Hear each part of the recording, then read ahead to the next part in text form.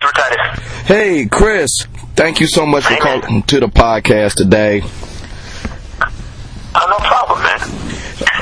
Man, you're dealing with some real big fans here. Like, for starters, myself, I have been watching you since the Fox show, since, back in the day. I mean, you really changed television. I hate that it's back in the day. Back in the day always sounds like it was the early 30s. Like, I remember way back of the cotton gin was still working and Christopher Titus had a TV show. It always feels like that to me. Well, a lot of it was done in black and white, so... Yeah, that is true. Nice call. But my whole thing is, man, you've been doing this for over 20 years. You've always had new material. It always resonates with your audience in a very personal way. And yes, I'm talking about the current tour you're on now, Born with a Defect tour. Without giving too much away, can you tell us about it? The Born with a Defect tour. Well, Born with a Defect, we already filmed that special. That's all about raising kids and why nobody should ever have kids. Born with a Defect, I'm doing about half of it now, a little more than half of it right now, because I got breaking in a bunch of new stuff. If you're a parent, Born with a Defect is therapy. If you don't have kids, Born with a Defect is 90 minutes of birth control. I kind of wanted to prove that kids aren't little special things. They're not, man. They're life suckers, man. When's the last time your kids burst in the room and said, "Mom, Dad, what can I help you with?" So I kind of proved throughout the whole show that that you should never have kids. I've actually had young couples leave and go, "Yeah, we were planning on having a kid in 2 years. We're not doing that now." Good. There you go. Good job. So I'm kind of destroying what it means to have kids. The new show though is called America, really, about what happened recently. And I want you guys to know politically, I'm an independent. I believe in the death penalty, but I believe the electric chair should be solar powered. If it's gonna be lethal injection, it's got to be organic and gluten free. So I believe, and so I'm kind of going after politics this time. It's my first. I've talked about politics in the past, but my new material, I got about 30 minutes of new material, and I'm breaking in a brand new bit tomorrow night. It's kind of about what's going on in the country right now, man. I don't understand how we went from hope and change to carnage and tombstones. What the hell happened to our country, man? Trump. That's what happened. How? Like, how did the party of the rich get voted in by poor people? Like, if you look at the stats, man, these guys have never, ever done well economically, the GOP. And so I'm just trying to kind of point out to you, and you know who I feel bad for? Trump voters, man. I feel like it's almost like they're in an abusive relationship. They were just like, when I met him, he was great, he was crazy, I'm gonna build a wall, and he was just out there saying things, and I really fell in love with that. And then he got in the White House, and oh my gosh, he just went crazy, and now they have to kind of defend this guy all the time. And by the way, I think if your guy won, we should be able to build a wall, because I look at it this way, build a wall, because now, at the Olympics, we're gonna kick ass in handball forever now. Of course, we're gonna have to play Mexico in the finals every 4 years. That's awesome. But they just said recently, they're like, this came out last week. They said, well, part of the wall is going to be invisible. What? That's what they said, man. Part of the wall is going to be invisible. And I was just like, and the weird is that Trump voters have to go, well, yeah, of course he's building an invisible wall. They have to back him up now. They're going to bail. Eventually, everybody leaves an abusive relationship. Eventually, or they die. So I hope the first one happens. Man, I can't wait to see that take on it. Because a lot of your stuff usually centers around personal stuff, some political. You have done some political stuff in the past, but you managed to find the funny. Yeah, Nevolution was political. Fifth Annual was political because that was after 9/11. I'm the only comedian who reenacted the planes hitting the World Trade Center in a comedy special. What am I thinking, dude? What am I thinking? Hey, you caught it. It was a name. You said it was called Hard Funny. Yeah. And it's got to make people laugh and then go, ooh. Like, I like my favorite reaction honestly when I write a joke. Like one of the jokes I wrote for this new special, I said we couldn't have a vagina in the White House, so we voted for the other side of the taint. And people take a second and then they go, oh, they laugh and then they go, oh man, I like when there's they laugh first and then they think about it and go, oh man, that's harsh. I like that. It is. My perfect joke is this: people go, oh my god, that's if I write that joke, that's perfect.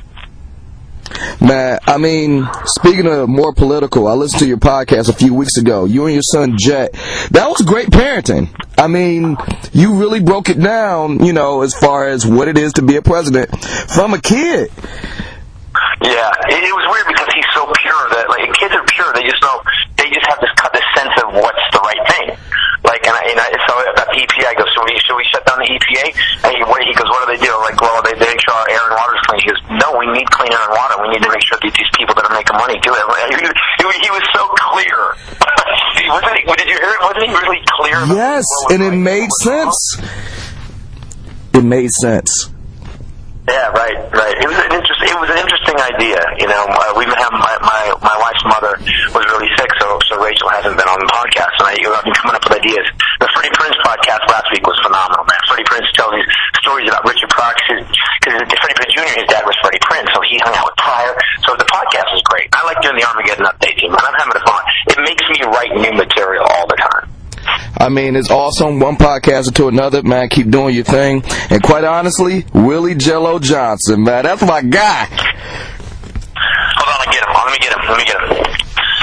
Yo, man, who's this?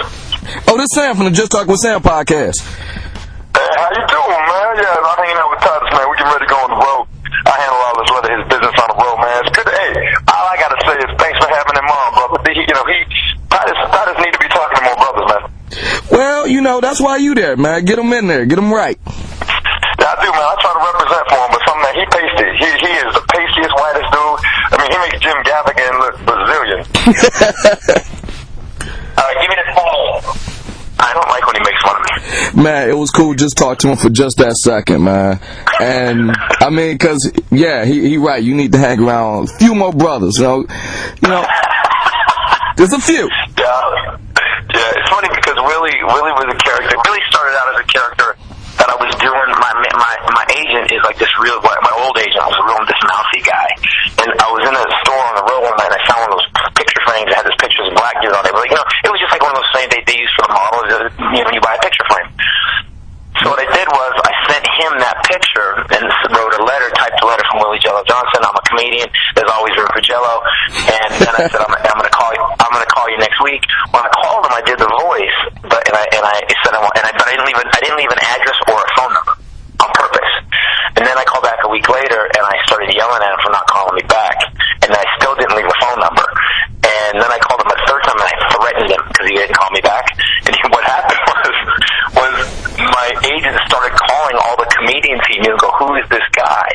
And he called me and I said, yeah, he's a new guy. He was up in Lansing, Michigan, Willie Jello Johnson. He's kind of goofy. I like him. He's all right. And he's like, well, he keeps calling me. And I go, I don't know his number. So then 2 weeks I waited to get him. 2 weeks I called him and I started screaming at him on the phone and told him I was moving to LA and I'm going to find him. So about 2 weeks later I go into my agent's office and he's kind of, he goes, dude, he goes, this guy keeps calling me. What the hell? And I go, who? He goes, well, this Willie Jello Johnson guy. And I couldn't. And he goes, he's threatened to kick my ass. And I just burst out laughing. And I said, it's me. And I've never seen anybody so surprised or angry at me. But I spread the joke out for about a month and a half. Oh, that's brilliant. That is brilliant. It was great, man. And we got a movie coming out this next year. Yeah, Special Unit. I wanted to get into that. Please tell us a little bit about it. The whole premise of the movie, due to the Fairness and Disabilities Act, the LAPD had to hire 4 handicapped undercover detectives, and I play the worst cop in LA. I play Nick Nolte's mugshot, pretty much.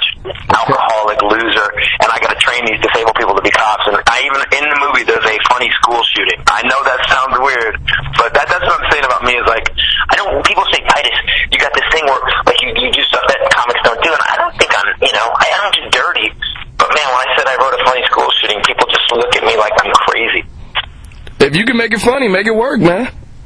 Yeah, well, the whole premise is the mayor doesn't want them to be real cops, so that she makes them dress up in these goofy units. Because by law, she has to make them cops. So she makes them cops, but then she won't let them go on real assignments. So, and I'm the training officer, so I have to go with them. They big cartoon badges, and she makes them go speak at elementary schools. Well, while they're speaking at an assembly, a drunk father comes in with a gun looking for his kids, and we take him out. It's pretty cool. Oh, man, I can't wait to see it. I saw the trailer on your Twitter. At Titus Nation. If you guys want to see the trailer for this movie, go to @TitusNation. All right. right, and you still got tickets here, right here. You're going to be in Royal Oak, the 11th of February, this Saturday. This Saturday, we get a chance to see Christopher Titus. Man, thank you. I know you got a lot to do, but thanks for calling into the podcast, and you're welcome back anytime. Man. Hey, anytime, man. Yeah, Roy, I haven't been back to Detroit in a long time. Detroit kicks ass. I love that city, man. Oh, wait, before you go, speaking of Detroit, I'm obligated to ask you this question. We know you're a car guy. What's your favorite car? Yep.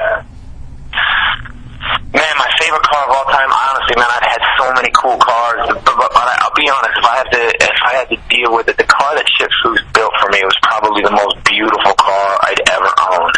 And I ended up selling it because of my divorce, but man, it's one of those cars, but my favorite, off the rack car, and it's American, you can't mess with it, is the Z06 Corvette.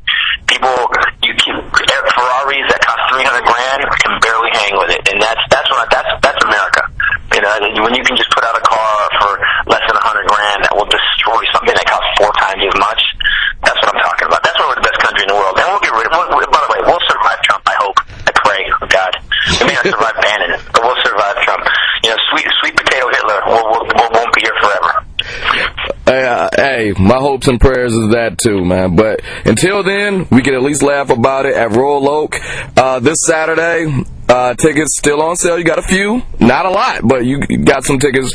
Once again, Chris Titus. You can find him on Twitter at Titus Nation. Thanks again for calling in. Thanks, man. Great talking to you. See you. All right, bye.